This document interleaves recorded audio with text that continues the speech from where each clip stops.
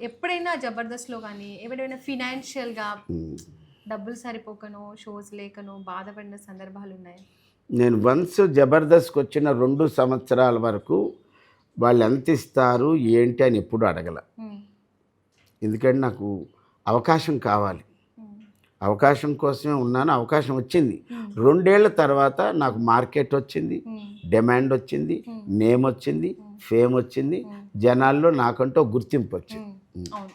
Struggles అనేవి ఎవరికైనా ఉంటాయి, లేకుంటే ఉండవు కదా. హ్మ్. స్ట్రగుల్స్ ఉంటాయి కదా, దాన్ని మనం ఓపికగా పట్టుకున్నాం. అది ఈరోజు మాకు వైట్ రైస్ దగ్గర నుంచి బిర్యానీ దాకా తీసుకెళ్ళింది. సార్ మీ ఫ్యామిలీ సపోర్ట్ ఏ విధంగా ఉంటది మీకు? 100% మా వైఫు, హ్మ్. తర్వాత నా పిల్లలు సపోర్ట్. హ్మ్. అంటే 18 ఇయర్స్ నా కోసం చాలా కష్టపడింది మా ఆవిడ శుభలక్ష్మి. అలాగే అట్ ద సేమ్ టైం నా పిల్లలు కూడా, మా అబ్బాయి కానీ మా పాప కానీ హ్మ్. చాలా సపోర్ట్ చేశారు. హ్మ్. ఎంత సపోర్ట్ చేసినప్పుడు కూడా స్ట్రగుల్స్ ఉంటాయి కదా. హ్మ్. ఆ స్ట్రగుల్స్లో చూశాను ఇంకా లాభం లేదు, హ్మ్. ఇంకా పెద్దగా ఏమి ఉండటం లేదు. అంటే ఇది బిఫోర్ జబర్దస్త్ నేను చెప్పింది. ఓకే. ఇంకా వైజాగ్ వెళ్ళిపోదాం హ్మ్. అంటే అప్పుడు కూడా ఆర్టిస్ట్గానే సంపాదిస్తాను తప్పించి ఉద్యోగం చేయను. వై బికాజ్ నేను 20 ఏళ్ళు ఉద్యోగం చేశా. హ్మ్. ఇప్పుడు ఏం ఉద్యోగం చేసేవాళ్ళు? 1980 to 2000 హ్మ్. ఏం చేసేవాళ్ళు? ఏం నేను ఒక ఆటోమొబైల్ కంపెనీలో జాబ్ చేశాను. ఓకే. యాజ్ ఏ బాయ్గా, hmm. As a boy to as a senior clerk okay. అక్కడ దాకా వచ్చాను. ఓకే. 2000 నాకు సినిమా అవకాశం రావడం, అక్కడి నుంచి అలాగా ఇంకా చేస్తూ మళ్ళీ జాబ్ చేయలే. చేయలే. హ్మ్. ఇంక జబర్దస్త్ అందుకుంది కదా. అప్పుడేంటంటే ఇంక మా ఆవిడ ఒక సాధారణ హౌస్ వైఫ్. హ్మ్. అక్కడి నుంచి ఒక స్కూల్లో జాయిన్ అయ్యి, స్కూల్లో పిల్లలు జాయిన్ చేసి, హ్మ్. అక్కడి నుంచి పిల్లలు ఎక్కువ జాయిన్ అయిన తర్వాత టీచర్గా జాబ్ ఇచ్చి, హ్మ్. అదే స్కూల్లో 18 ఇయర్స్ చేస్తే ఫైనల్గా మా ఆవిడ వైస్ ప్రిన్సిపాల్గా మా ఓహ్! అబ్బాయికి జాబ్ వచ్చిన తర్వాత మానేసేదాకా చేసింది. ఎంతమంది పిల్లలండి మీకు? 2 పిల్లలు, ఒక భార్య. అమ్మాయిలా? అబ్బాయిలా? ఇప్పుడు చెప్పాను కదా, ఒక బాబు పాప అని. చెప్పారా? ఓరిని ఒక బాబు బాబు అయితే జాబ్ అని అన్నారు. మళ్ళీ నన్ను అనొద్దు. ఇందాకే చెప్పారు బాబు జాబ్ చేస్తున్నాడని. బాబు జాబు, మా బాబు సాఫ్ట్వేర్ ఎంప్లాయ్. ఓకే. లక్కీగా మాకు కూతురు లాంటి కోడలు కూడా సాఫ్ట్వేర్ ఎంప్లాయ్. పెళ్ళయిందా? బాబుకి పెళ్ళయిందా? ఓరిని ఇప్పుడే అన్నారు కదా! మళ్ళీ నన్నెందుకు? బాబు పెళ్ళయింది, మాకు ఒక మనవరాలు. Okay. At the same time మా పాప కూడా రామబాణం జూనియర్ కాలేజీ విశాఖపట్నంలో ఒక క్యాంపస్కి ప్రిన్సిపాల్ వావ్! మా సో, పాప. అందరూ సెటిల్ అయ్యారైతే మంచిగా. మా అల్లుడు గారు హ్మ్. Head constable. వావ్! వాళ్ళకిద్దరు పిల్లలు, హ్మ్. నాకిద్దరు మనవళ్ళు అక్కడ వైజాగ్లో. ఎప్పుడు చూపించలేదు మాకు. నువ్వు చూడలేదు, చాలాసార్లు చాలా ఛానల్స్లో మేము చూపించాం. మా ఫ్యామిలీ మా అమ్మతో పాటు వచ్చి చూసాం. హ్మ్. మీ తల్లిదండ్రులు ఏం చేసేవాళ్ళు? ఆ? మీ పేరెంట్స్? మా పేరెంట్స్ హోటల్ బిజినెస్ ఉండేది మాకు. హ్మ్. అంటే ఎప్పుడు కాదు, హ్మ్. 1971 to 78 వరకు మాకు హోటల్ ఉండేది. హ్మ్. తర్వాత కూరగాయల వ్యాపారం ఉండేది. హ్మ్. ఒక చిన్న బుల్లి పాన్ డబ్బా ఉండేది. హ్మ్. ఇవన్నీ ఉండేవన్నమాట. ఎక్కడ ఉండేవాళ్ళు మీరు? వైజాగ్, ఓకే. మాది వైజాగ్ హ్మ్. అక్కయ్యపాలెం. హ్మ్. సార్ ఒక ఈవెంట్‌లో చమ్మక్ చంద్ర అని ఒకతను ఎవరో తప్పుగా మాట్లాడితే మీరు వాళ్ళతో గొడవ పెట్టుకున్నారు గదా! ఉమ్. ఆ ఇన్సిడెంట్ ఏంటి అసలు? నీకెవరు చెప్పారు? మాకు తెలుస్తాయి అట్లా. ఉమ్. నువ్వు సీతమ్మ వాకిట్లో సిరిమల్లి, నాకు అన్నీ అలా తెలిసిపోతాయి. తెలిసిపోతాయి అంతే. ఎస్, నేను నిజానికి మాకు జబర్దస్త్లో అందరికన్నా సూపర్ స్టార్ చమక్ చంద్ర గారు, ఫ్యామిలీ కింగ్ అంటాం. అవును. ఫ్యామిలీ డ్రామాలో ఆయనే నెంబర్ 1. అవును. మేము ఒక రియల్ ఎస్టేటు ఫంక్షన్కి వెళ్ళినప్పుడు అక్కడ ఒక అతను హ్మ్. ఆ చంద్రగాడు రాలేదన్నాడు. హ్మ్. అనగానే నేను కూడా చాలా గట్టిగా చెప్పా. హ్మ్. ఈలోపు అక్కడ ఉన్నవాళ్ళు వచ్చి వెళ్ళిపోండి అని వాడిని బయటికి తోసేసారనుకో. రెస్పెక్ట్ ఇవ్వలేదని. అంతే. నువ్వు చంద్ర రాలేదా అంటే అర్థం ఉంది, ఎందుకు అతని పేరుతో పిలిచావు. హ్మ్. గాడు అంటే అవును. జీవోడి గాడ్ అన్నా పర్లేదు కానీ అవును. ఈ గాడ్ అంటే తప్పు కదా. అవును. నేనేమన్నా అది తప్పు కదా, హ్మ్. నువ్వెందుకు అలాగా అన్నాను. హ్మ్. అనగానే వెళ్ళిపోయాడు అతను. హ్మ్. అంటే నా ప్రెమిసెస్లో, నా జబర్దస్త్లో ఎవరినన్నా సరే హ్మ్. నేను ఒప్పుకోను. ఇఫ్ ఇట్ ఈజ్ రాంగ్ అనుకోండి, అది వేరే విషయం, కానీ తప్పుగా మాట్లాడితే ఒప్పుకో. హ్మ్. ఇప్పుడు 'జబర్దస్త్‌లో' చేసిన వాళ్ళు గూడా చాలా బాగా సెటిల్ అయ్యారు.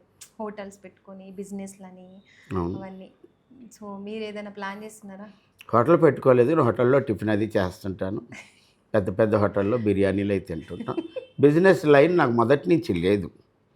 నాకు యాక్చువల్లీ నేను చెప్పాను కదా 20 ఇయర్స్ ఆటోమొబైల్ చేసినప్పుడు నేను ఒక ఆటోమొబైల్ షాప్ పెట్టుకోవాలని కోరిక అయితే ఉండేది. కానీ అది అవ్వలేకుండానే నేను ఈ రంగంలోకి అడుగుపెట్టాను. అది మీరు ఈ మధ్య జనసేన తరపున తిరగడము అందులో పార్టిసిపేట్ చేయడం చూస్తున్నా, మరి ఏంటి పొలిటికల్ ఎంట్రీ ఇస్తున్నారా? పొలిటికల్కి ఎలక్షన్ క్యాంపెయిన్కి వెళ్ళాం. కొంతాల రామకృష్ణ గారు అనకాపల్లి నుంచి is senior most state cabinet మినిస్టర్గా చేశారు వైఎస్ రాజశేఖర రెడ్డి గారి గవర్నమెంట్లో.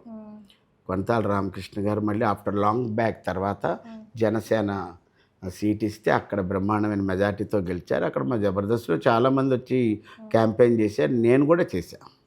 క్యాంపెయినింగ్కి వెళ్ళారు, మీకేం ఇంట్రెస్ట్ లేదు? లేదు. ఎవరైనా అవకాశం ఇస్తే అప్పుడు చూద్దాం. మీకు ఏ హీరో అంటే బాగా ఇష్టం? ఇంకెవరికి, కష్టజీవి మనందరి ఇష్టజీవి శ్రీ చిరంజీవి అన్నయ్య గారు. ఎవరికైనా ఆయనే. ఏ హీరోయిన్ అంటే ఇష్టం?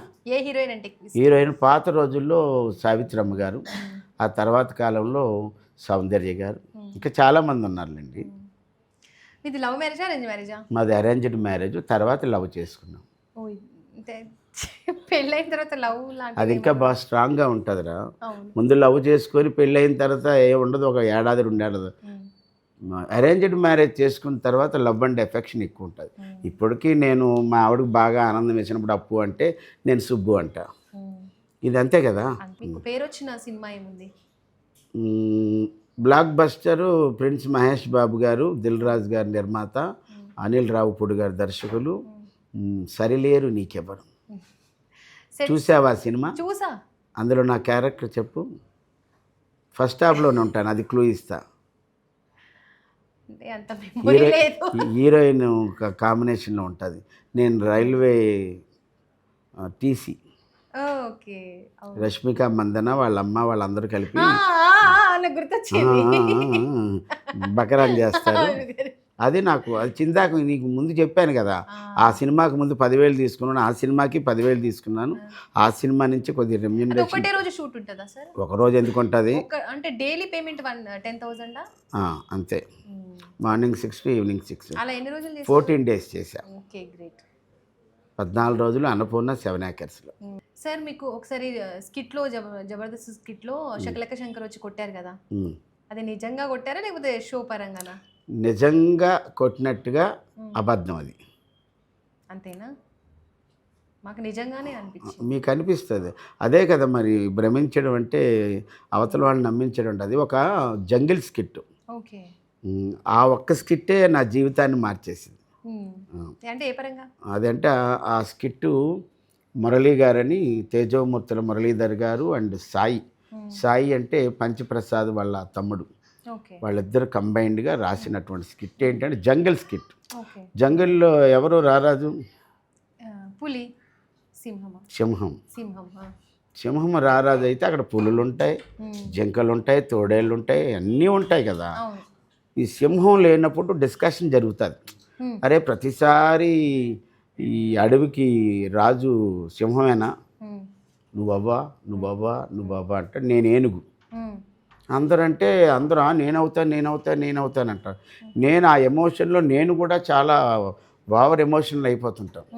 అదే టైంలో సింహం వస్తుంది, కొరడాతో తీసుకొచ్చి ఏదేదో మాట వచ్చినప్పుడు పట్టమని ఒకటి తగిలిన తర్వాత అందులో ఆ రోజు స్కిట్ అది నియర్లీ 30 to 32 minutes రికార్డ్. అది నాకు తెలిసి ఇంతవరకు జబర్దస్త్లో 32 నిమిషాలు. డైరెక్టర్ గారే చెప్పారు పీసీఆర్ నుంచి, అరే శంకర 32 నిమిషాలు వచ్చిందిరా అన్నట్టుగా చెప్పారు ఆయన. 31 నిమిషాలు అది. అయితే అందులో నుంచి రియాలిటీకి వచ్చేసాం.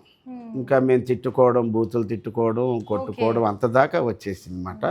నిజానికి అది మేము కావాలని చేసినటువంటి స్కిట్, ఎవరికీ తెలియదు. ఆఫ్టర్ 1 week ప్రోమోస్ రిలీజ్ అయిపోయి, బిఫోర్ టెలికాస్ట్ ప్రోమో రిలీజ్ అయింది.